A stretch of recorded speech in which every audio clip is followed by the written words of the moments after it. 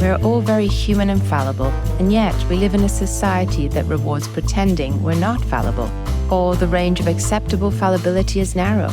We are constantly comparing our insides to other people's outsides and feeling inadequate and guilty, even ashamed. Trying to blend in means parts of ourselves must disappear, and we must then live in fear that we will be found out.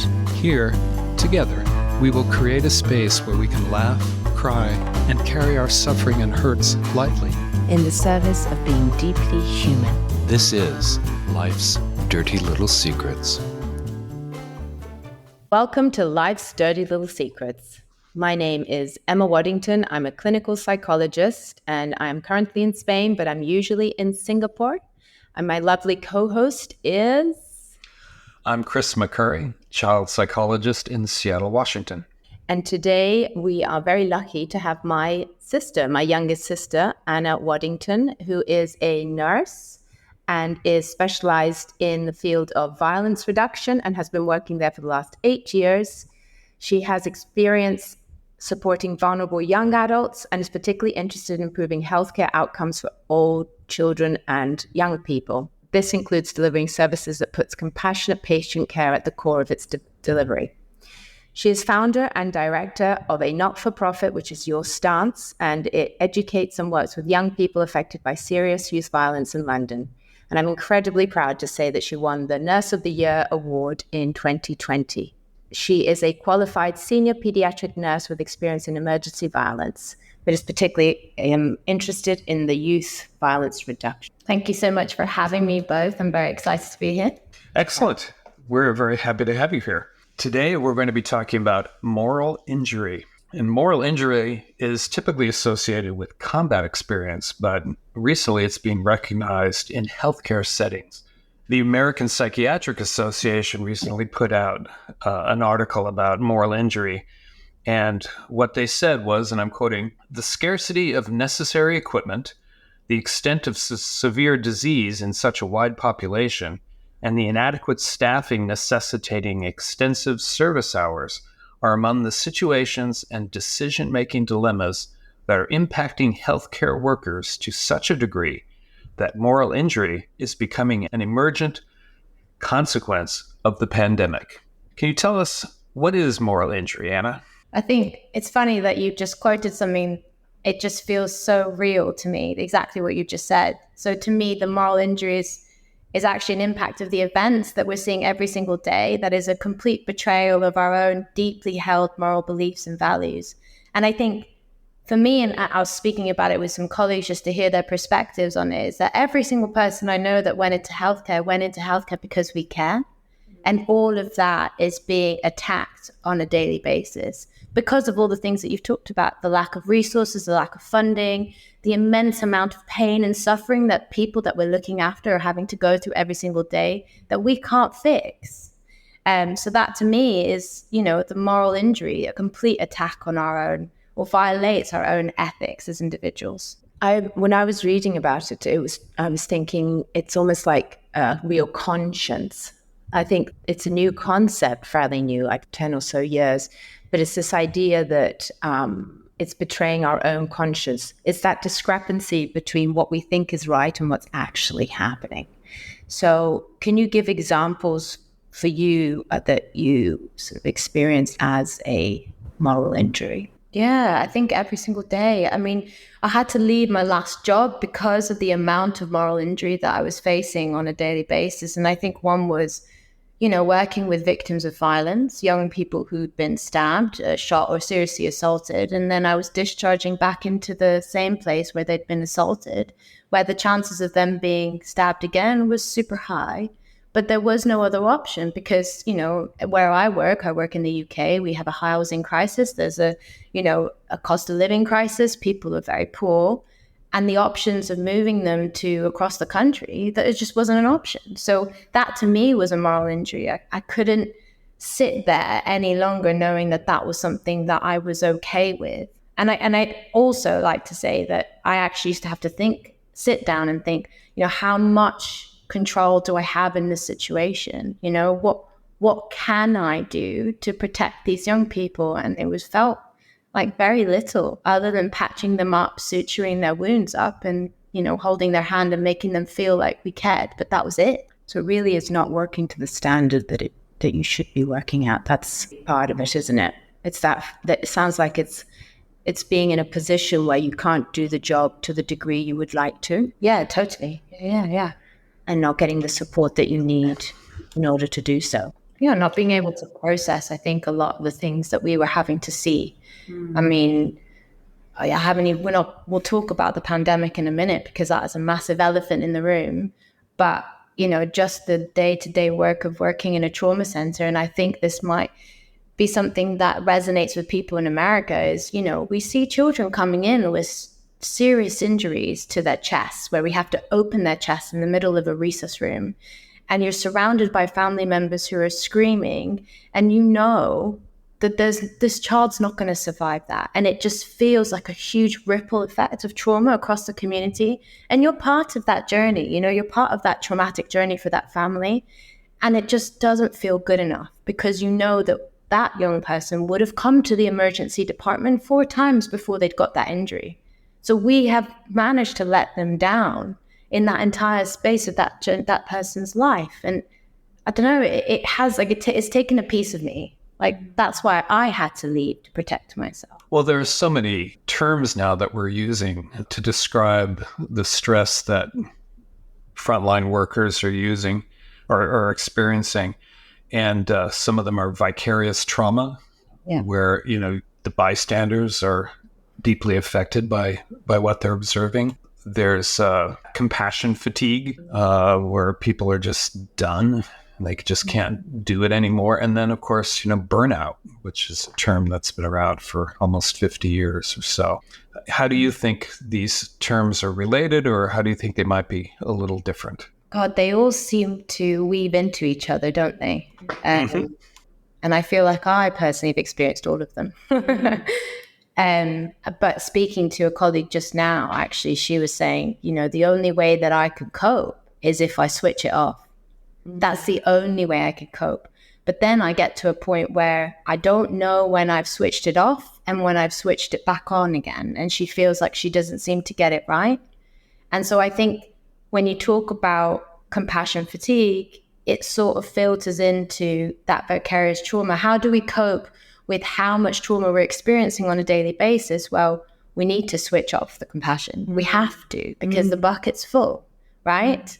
And then that does eventually lead to burnout, because you're trying so hard to be in the game, to be that person. I mean, I'm talking about nursing here, obviously, but I know I've got doctor friends who feel the same way, where you're trying so hard to stay in the game, be that person that everyone looks up to, who isn't impacted by what they're seeing, and eventually you will burn out, right?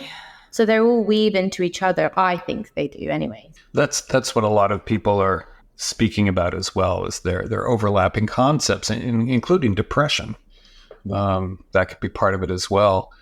I was reading an interesting book, The End of Burnout, by Jonathan Malisic, if I'm pronouncing his name properly.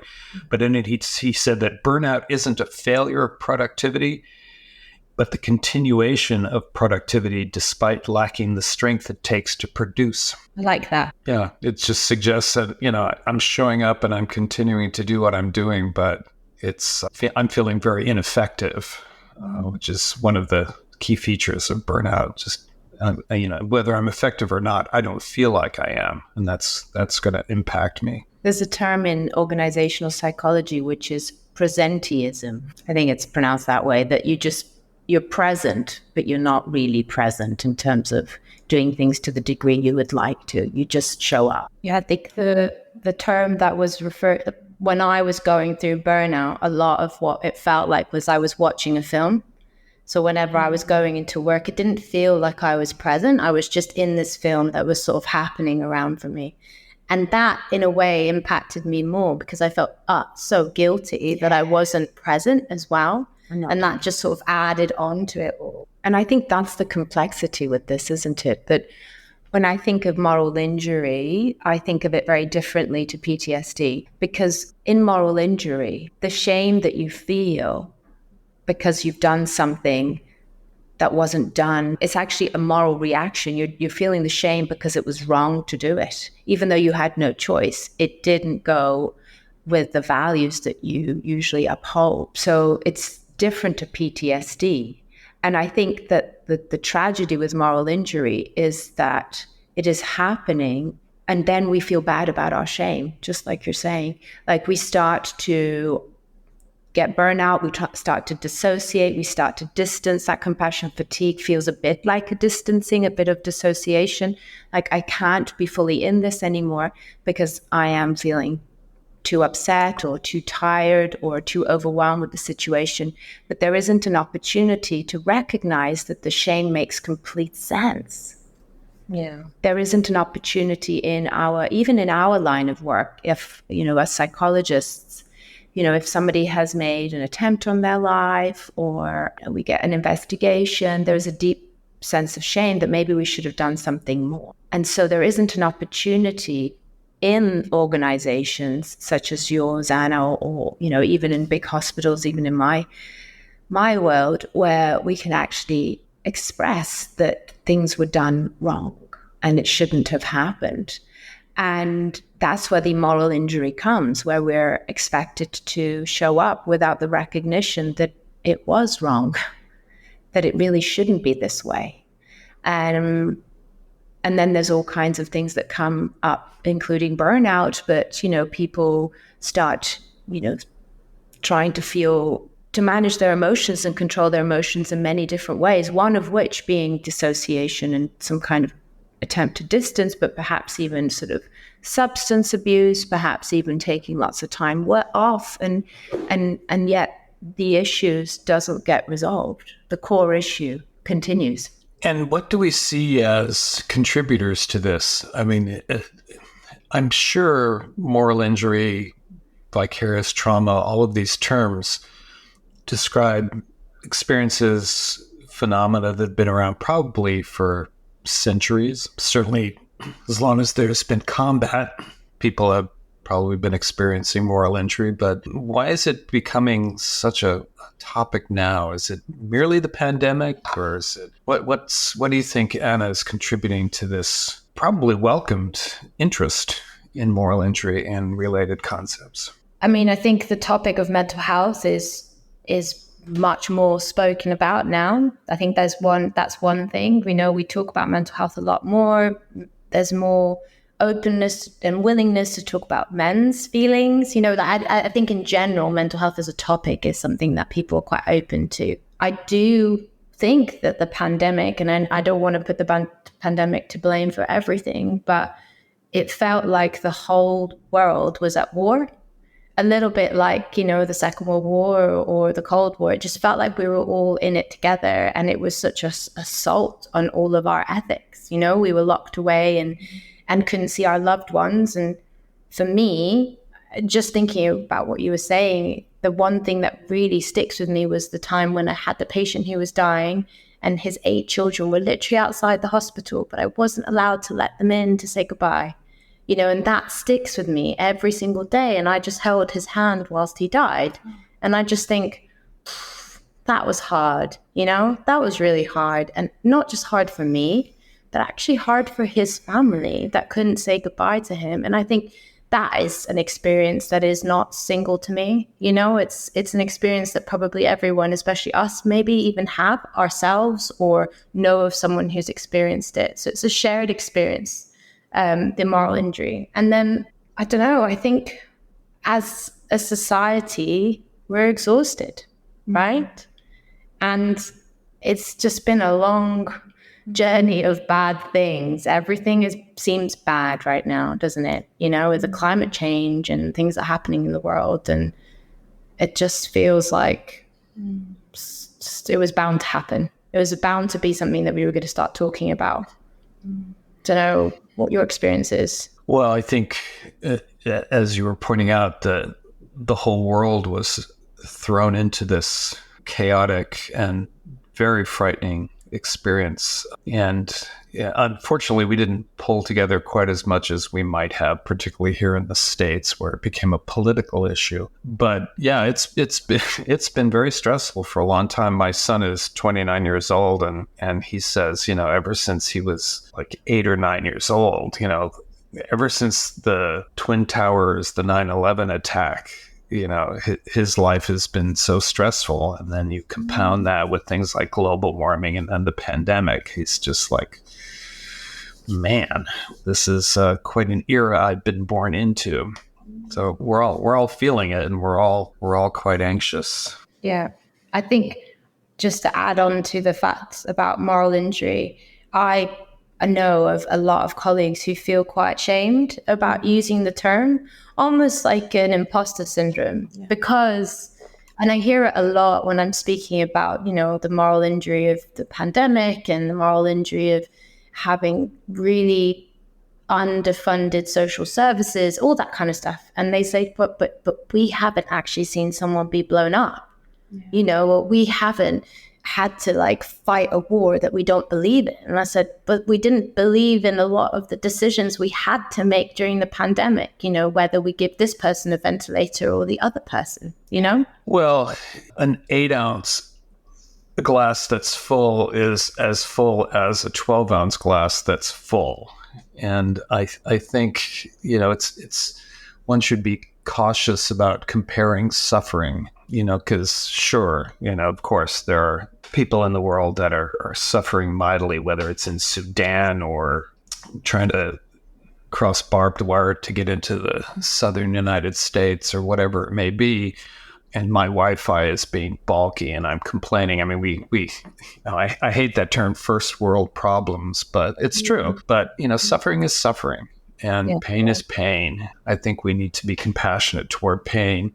And as therapists, we have to do this all the time, where we may not particularly agree with why somebody is feeling the way they're feeling. We may think that it's actually quite trivial, particularly those of us who work with children and adolescents.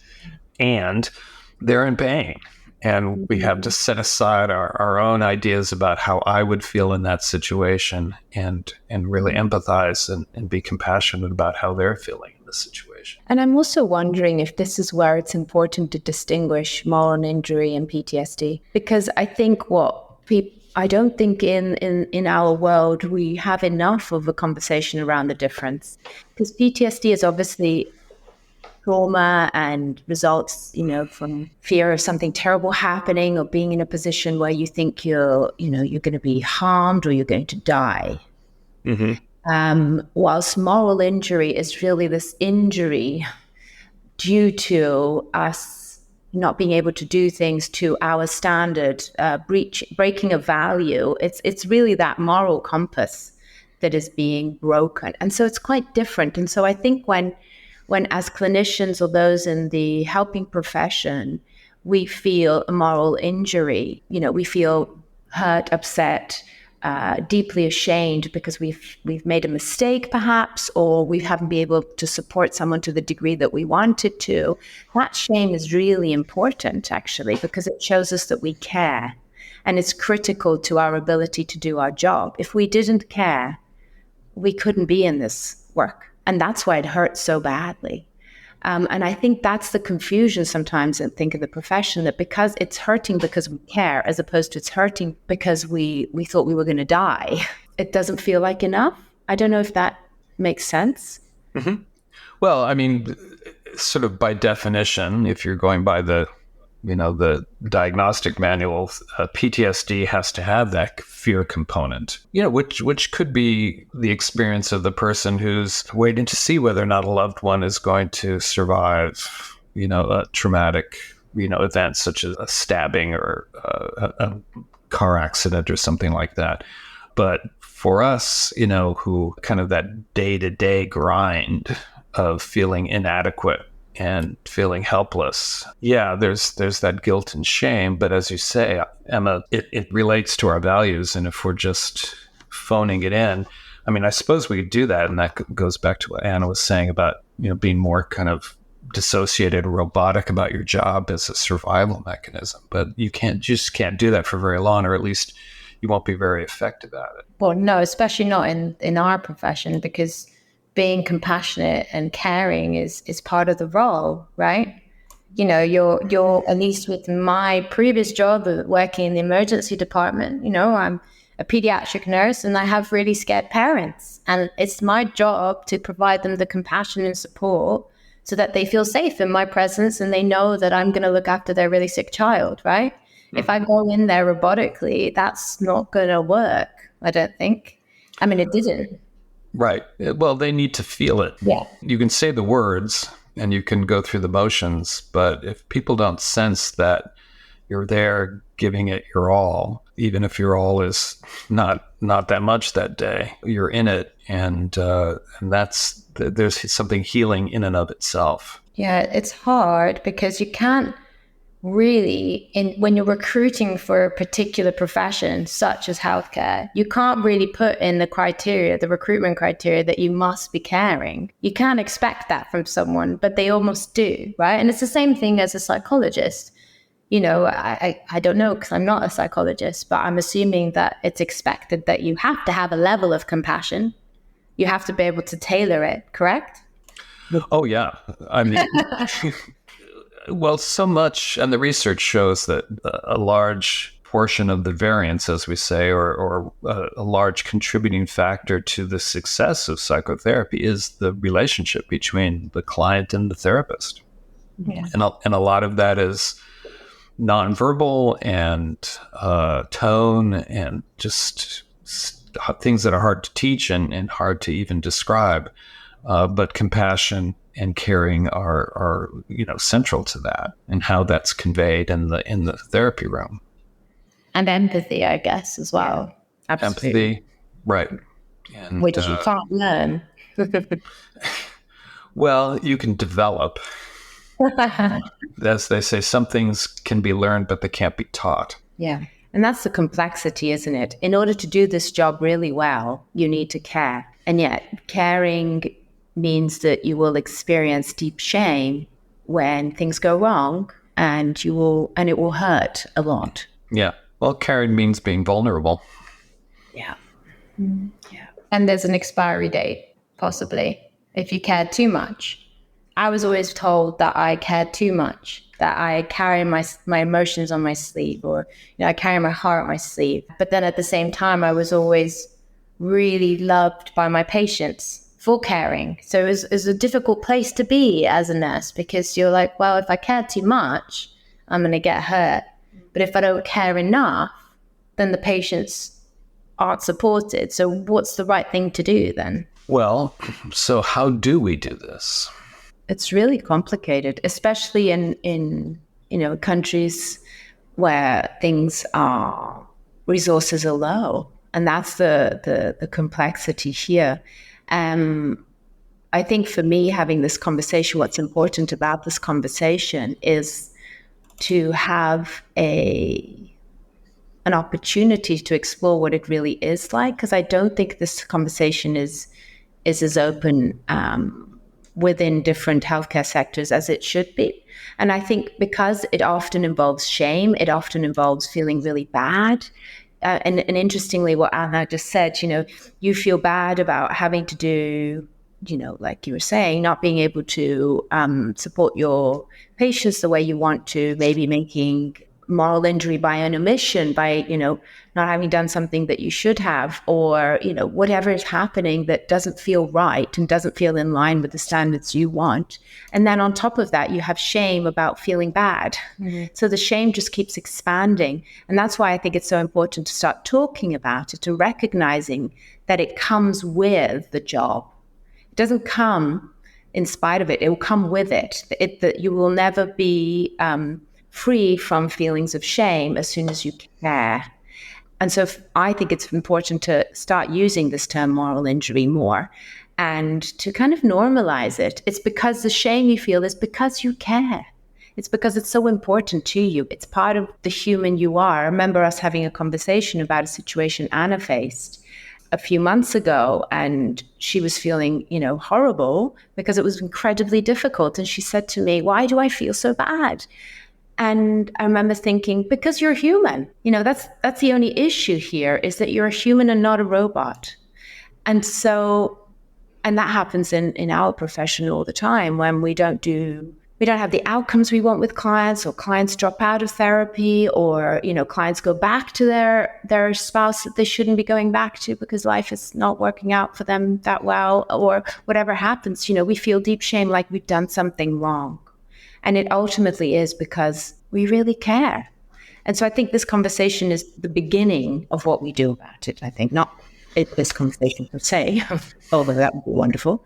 But the conversations about moral injury in the healthcare sector, and being able to put a name to this experience, and definitely having more support. Because I know through the pandemic, there was very little support for you, Anna, and for many other doctors and nurses across the globe that were expected to just keep going in spite of everything that was happening. And it still happens today, because resources continue to get lower and lower in community settings. Yeah. I really love that you mentioned that situation that I had, and it was with a young person, because it was a light bulb moment for me, because you gave me, the right to care. You took away the shame for caring. And then what I did afterwards, which I don't know if I told you, was I went upstairs to the ward and I said to all the nurses, hey guys, that was actually really hard for me. I found that really challenging and emotionally trivial. How do you guys feel? And I just ran a quick debrief with everyone, and they all shared the same thing. And they all said, usually we feel really ashamed about feeling this way because it felt like we should be okay with this, but actually it was really hard. And I thought that was helpful. And I think it's just what you said, we need to normalize it. We need to talk about it. And I'll never forget an experience I had when I went off sick for burnout following a really traumatic experience that, it was horrible for myself and for the patient. And I remember seeing a really, really important high-flying consultant in the street, and they were like, oh, what are you doing out on the street? You should be working. I said, oh, this happened. And they went, oh, those things never affect me. And I thought, oh my God, I'm such a bad person. Like, they see all these horrible things in this job and they never get impacted. And what's wrong with me? How can I be impacted by something like this? And my sister was like, well, no, you're just a feeling. Yeah. And that's okay. You're not a sociopath, so so that's a good thing. But yeah, I mean, who are the people that are like immune to moral injury? That's a whole topic. I know. Maybe we could find a sociopath to bring on the podcast. Yeah. But are they immune, or are they too ashamed to admit that it's hard? Are they just running on that wave of nothing impacts me and just being robotic, like we said? I think, as with PTSD, as with a number of these things, just talking about it is a great start. It is. And making sense of it, just like you said, Anna, and I think that's so well said, is that we are just humans, and that, that ability to go and check in with others in your team and go, hey, that was really triggering. How are you guys feeling? And getting support, that peer support is so important, that even if it's just a few minutes because you guys understand each other so much better, because in that moment you could share that experience. And it's the same in most teams. The problem is if it's not a shared experience, if somebody is not having the same feelings, then that's more complicated. But even then, to be open about that. But I think making it a baseline that you do debrief. So I don't know what it's like in America, but in where I work, in the healthcare system that I work in, debriefing is something that is recommended, but it's not it's not compulsory. You don't need to debrief everything. And actually those who do the debriefing are doing it on top of all the other jobs that they do. So I'm part of the debrief team, but I also work 12-hour shifts and I'm very busy. And, if I get called to do a debrief, I probably can't do it. Let's be honest. And so actually, I personally think it should be something that is embedded in all healthcare. and is offered to everyone, and is a team that is, doing it as in like that's their only job. Because it feels wrong that during the pandemic we went through this really horrible thing. We had a lot of money was pumped into, at least in the UK, pumped into like psychological help for healthcare professionals. It was amazing. Like we had all these psychologists that sort of came in like warriors. I do worry about how they are doing as a result of everything.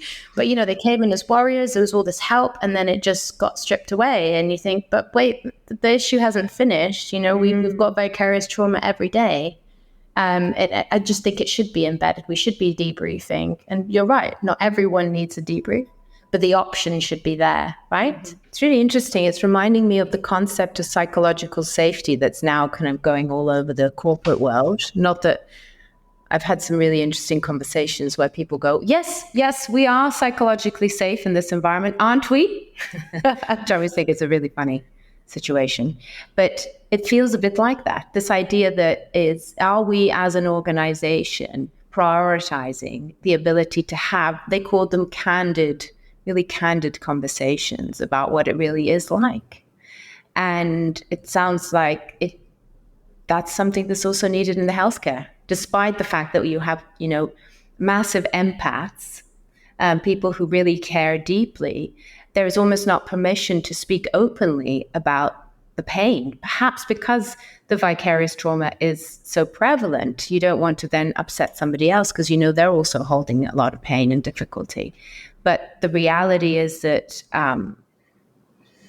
it is easier when we all talk more openly and we all support, especially given as it's a shared experience quite often. Well, and it's, beyond the healthcare setting. I mean, teachers are experiencing a lot of this burnout, as well as, moral injury and probably some vicarious trauma and definitely some compassion fatigue as well. So there needs to be effort put into supporting them. I'm sure I'm not familiar with that, but I know during the pandemic, this was quite difficult for teachers, as well as the parents who were stuck at home with their kids doing Zoom school, trying to be teachers as well. We were, trying to manage all that. And even in the corporate world, there's a gentleman named David White, WYTTE, I think his name is spelled David White. And he's a poet and a corporate consultant. And he goes into corporations and talks about keeping your soul alive while working for a giant corporation. And he gives lectures and does, trainings and workshops about, how not to get burned out and feel depleted and depersonalized working in a giant corporation. So efforts are being made, but some of it could just be window dressing, where, saying, it's sort of it's a fashionable thing to do this year. It's like, okay, we'll do a workshop and, take care of everybody, and then we'll forget about it because it's not, good for our, bottom line. But yeah, again, it's getting out there and making people more aware of these issues, and hopefully it will kindle into something. Because I think it's so true what you've just said, Chris, is that, the window dressing versus actually being willing to get uncomfortable. Because these conversations are uncomfortable, be it in a sort of corporate organization. If you are willing to be open about how you're feeling and you want to really hear people's feelings about situations, then you have to be willing to be uncomfortable. And the same if we are going to start having more open conversations or more briefing, we're going to have to sit with the pain of the other person as they share their experience. And we have to give them that permission if we want to do it right. But that means you're also going to have to feel some big feelings too. Sure. So somebody's going to have to debrief the debriefing team. And it goes on, exactly. But it's also, let's be honest and talk about the elephant in the room, in that these sort of professions are probably one of the lower paid professions. And it's also valuing the staff, having more resources, more staff. We're all working at capacity, not just emotionally, but also physically working at capacity. And things are getting harder, at least in the UK, the injuries are getting worse. the amount of people coming to emergency departments is increasing exponentially. I've never worked a summer where it's so busy in the emergency department, where we have people piling up in corridors because there's no beds in the hospital, because there's nowhere to discharge to. And it's just a conveyor belt of negativity. And I think we need to be honest that there's also that. We can't fix the moral injury if the staffing crisis doesn't get fixed. But who's going to want to do a healthcare profession?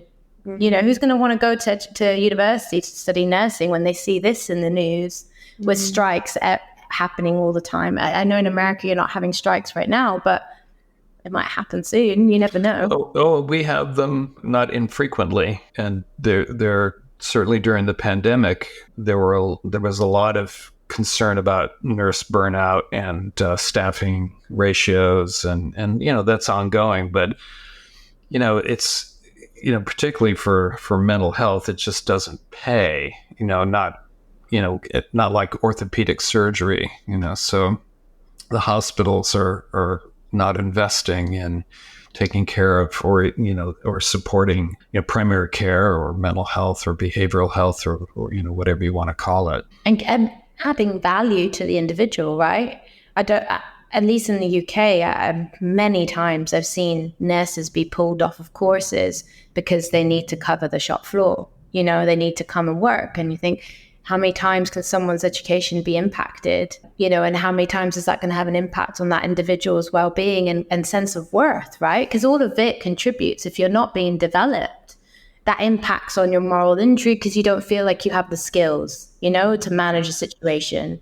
And just to add to that, I think on the flip side, at least my profession, we need to see nursing less as an identity and try and find ourselves hobbies outside of healthcare. Because I think the problem with me, especially, nursing is so part of who I am.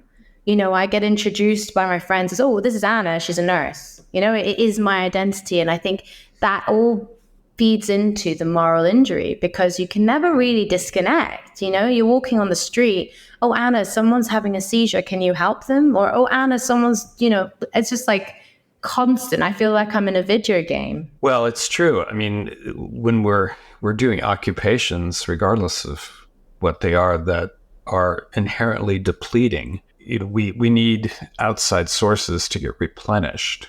I remember talking to people and saying, I'm a child psychologist. And they said, oh, you must love children. It's like, well, sometimes, but sometimes they're a real pain. Yes, I got a lot of satisfaction out of my job, but I couldn't count on it to make me feel good. I had to look for other sources and other ways of getting replenished. Yes. Yeah, that reminds me of the conversation we had with Yael Schoenbrunn. I was just thinking parenting is part of that as well. You can't expect your kids to restore you. It's not a two-way street. Yes. And I guess that's it. She was talking about, how having lots of roles can support you. And it sounds like when it comes to these very difficult, depleting roles, having other roles that can give you, or other important pieces in your life that can give you a sense of mastery and satisfaction are going to help you help to support you. And it's protective against burnout. Mm-hmm. And it also is protective in a way that if you're prioritizing many things, you have to really think about the time that you can dedicate to any one thing. Mm-hmm. Well, I was just going to say that one of the things that, we talk about in acceptance and commitment therapy is content within context. And if being a nurse or being a psychologist or being a teacher or being a parent is your entire context, then you've got nothing, you're just immersed in it and there's no respite.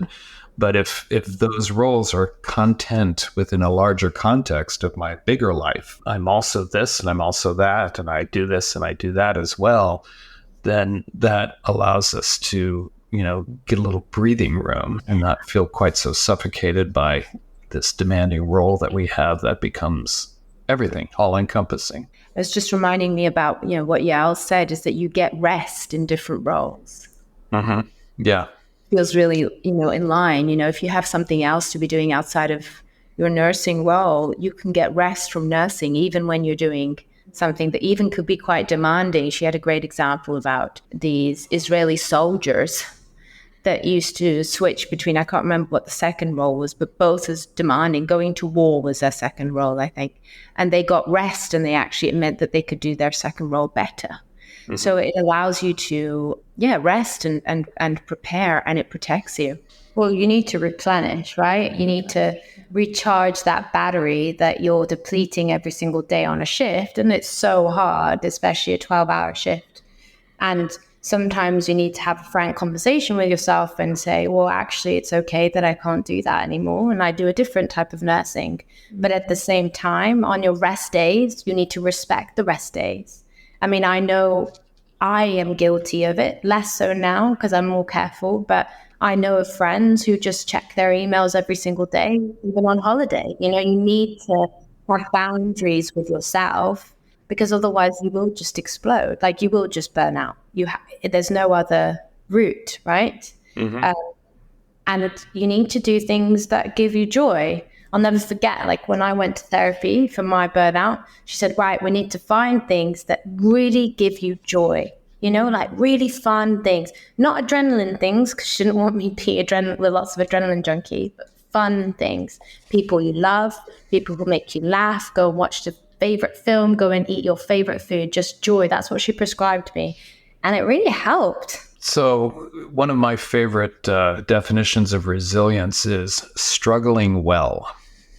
Mm-hmm. And I think sometimes, that's just what we do. We hold these things lightly and we soldier on, but we also get the support that we need and talk to people and do our replenishing activities, find our joy, because this is hard. Yeah. So I guess that the kind of, just thinking about this wrapping up, I was listening to a podcast about moral injury, and it was talking about, when you have a cut that's infected, you can't blame the cut for being infected. You need to think about why it hasn't healed. And so it feels like, when we have this experience of moral injury, when we're feeling deep pain, when we're feeling the burnout, we need to think about what we need to heal and get better, instead of blaming the feelings. The feelings are there for a reason. They're trying to tell us something really important. Yeah. And I think something that helped me personally was actually writing down what my core beliefs and values were, so that I could see what was being triggered and almost understand it a little bit. I didn't really understand why I was in so much pain when someone was hurting themselves or self-harming. I didn't understand it. What was it? And it was all my beliefs about how we should have protected them before they got to that stage. We should have been better as clinicians in preventing this from happening. So like writing down those core values helped me. Excellent. Yeah. And that does get back to what you were saying, Emma, about our pain, however it's manifesting itself, whether it's shame or sadness or whatever it might be, is directly related to those values and those core beliefs and the things that brought us into this work to begin with. Yeah. Thank you, Anna. This has been very moving. Yeah, very moving. Thank you. So important. Such an important conversation to be having. And hopefully it helps someone out there to think about their experiences and take better care of themselves, because these are really important jobs. And I'm so grateful that there are people like Anna in this world. Oh, thank you. Thank you for having me. It was a joy to talk about moral injury. I'm very passionate about it. Yes, that's wonderful. Thank you.